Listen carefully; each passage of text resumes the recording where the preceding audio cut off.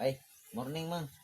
Maning. Kada nga atong topic naman kay regarding sa atong pangulo ug atong vice president no.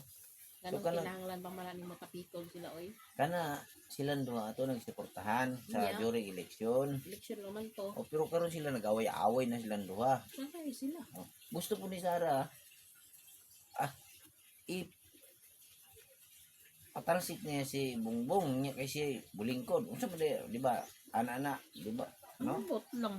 O mao man na ang tumunggod. Dapat tumano na ang termino ni Bongbong dili niya sa mukon. Ako ko gilabanan sila duha kay sila man duha tong suportahan.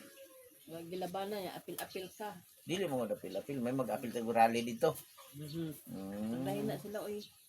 Yang ako lang ba, kaya parang okay ang ilang pamalakad sa atong nasudbad. Sila ang atong iboto. So parang maoki na ang tanan, wala na korupsyon. Ya karon nagtinulakay na sila. Si Sara po di pagikuan ni si Bongbong. Nga walay wala man siya makuha ebidensya. Siya kay na makuha man siya ebidensya sa katong confidential Jesus, ingalo mag-apil-apil man kadira. Hatag-hatag na maggulo sa mong utok. Imuhang problema at man na dili ila. mao gani.